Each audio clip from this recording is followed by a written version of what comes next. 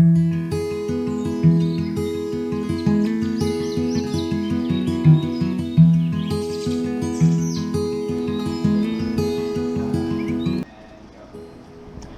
buntag mga kapaglaom, niining unang adlaw sa semana, kita makiguban sa atong devotional and heavenly places. Nga sa diin ang atong uluhan, usa lang ka manunubos, ug ang atong teksto makita sa Roma 5, versikulo 8. Apan ang Dios nagapadayag sa iyang gugma alang kanato pinaagi niini, nga bisan sa mga makasasala pa kita, si Kristo nagpakamatay alang kanato. Sa diha nga adunay sala, adunay usa ka manluluwas. Nahibalo si Kristo nga kinahanglan siya magantos, apan nahimo siyang salili sa tao. Sa nakasala si Adan, nagpakita ang anak sa Dios sa iyang kaugalingon, ingon nga kasiguruhan alang sa tawhanong kaliwat. Huna-hunaa kun unsa kadako ang bili sa pagbiya ni Kristo sa langitnong mga sawang, ug mga tungdanan sa pagkahimong ulo sa katawhan. Nganong gibuhat man niya kini? Tungod kay siya lamang ang makahimo sa pagtubos sa nahulog nga rasa. Walay usa ka tawo sa kalibutan nga walay sala. Nanaog ang anak sa Dios gikan sa iyang langitnong trono. Gihubo ang iyang harianong kupo ug harianong korona, o gibistihan ang iyang pagkabalaan sa pagkatawhanon. Nianhi siya sa pagpakamatay alang kanato. Sa paghigda sa lubnganan, ingon nga kinahanglan dangatan sa mga tawo, ug banhawon alang sa pagpamatarong kanato. Nianhi siya aron makasinati sa tanang mga pagsulay nga giatubang sa tawo.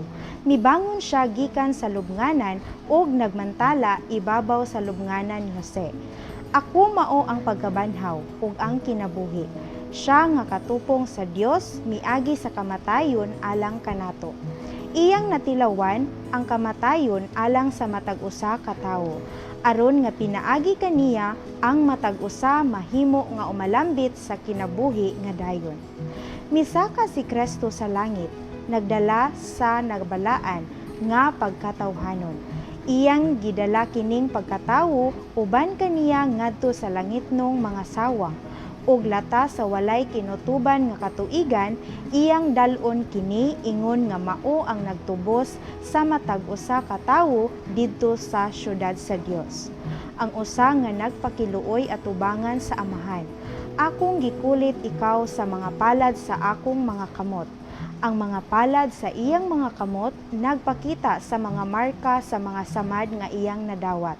Kung kita nasamdan og napangos, kung makahibalag kita og mga kalisdanan nga lisod sa gubangon, atong hinumduman kung unsa kadako ang pag-antos ni Jesus alang kanato. Ang atong manluluwas mipas-an sa tanan natong gipas-an, aron nga walay tawo makaingon, wala siya mahibalo sa akong mga pagsulay. Sa tanan natong mga kalisod, siya nasakitan. Gipamatuod ni Satanas nga walay mga tawo nga magkinabuhi nga walay sala. Nakaagi si Kristo ibabaw sa yuta diin si Adan napangdul og natumba, og pinaagi sa walay sala nga kinabuhi nagbutang sa tawhanong kaliwat sa bintaha nga yuta.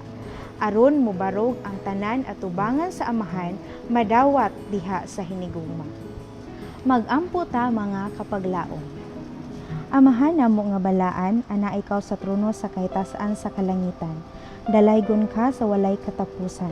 Daghang salamat sa kahigayunan nga nakahimo kami sa pagpamalandong sa imong mga pulong niining kabuntagon. Daghang salamat Ginoo nga imong gipadala ang imong bugtong anak aron mahatagan kami kasiguruhan sa kaluwasan.